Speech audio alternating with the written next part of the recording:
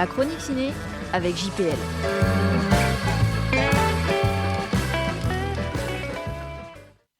Des jours meilleurs. Le chemin sera long.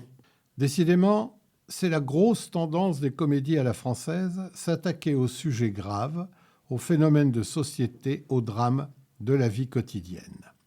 Cette fois-ci, ce sont Hippolyte Dard et Elsa Bennett qui, sous couvert de comédie, nous parlent de l'alcoolisme au féminin. À la suite d'un accident de voiture, Suzanne perd la garde de ses 3 enfants. Elle n'a plus le choix et doit se soigner dans un centre pour alcooliques. À peine arrivée, elle y rencontre Alice et Diane, 2 femmes au caractère bien trempé. Denis, éducateur sportif, va tenter de les réunir autour du même objectif, participer au rallye des dunes dans le désert marocain. Il devra s'armer de beaucoup de patience et de pédagogie pour préparer cet improbable équipage à atteindre son objectif. Ces 104 minutes sont une véritable bonne surprise. C'est un premier film pour le duo Hippolyte Dard et Elsa Bennett, habitués des séries télé à succès comme Meurtre A, L'Art du crime, Astrid et Raphaël. Ayant été touchés tous les deux dans leur entourage proche par cette addiction, ils ont décidé d'en faire le sujet principal de leur film, d'autant que, contrairement à l'alcoolisme chez les hommes, celui des femmes a rarement été abordé au cinéma.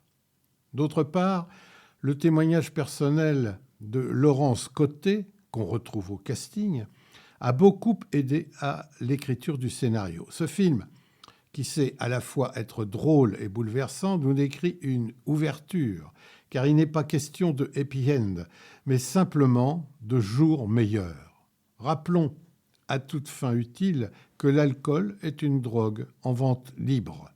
Ce drame se veut donc militant et réaliste.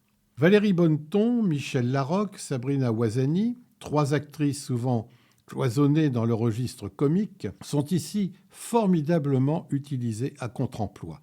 C'est une parfaite réussite. Clovis Cornillac. Allô ? Y a-t-il encore un film français sans Cornillac à l'affiche ? Laurence Cottet, Sophie Lebout et pléthore de seconds rôles féminins, souvent tenus par des anciennes alcooliques. Les séquences chez la psy face caméra sont improvisées et à la frontière du documentaire lorsqu'elles racontent leur histoire.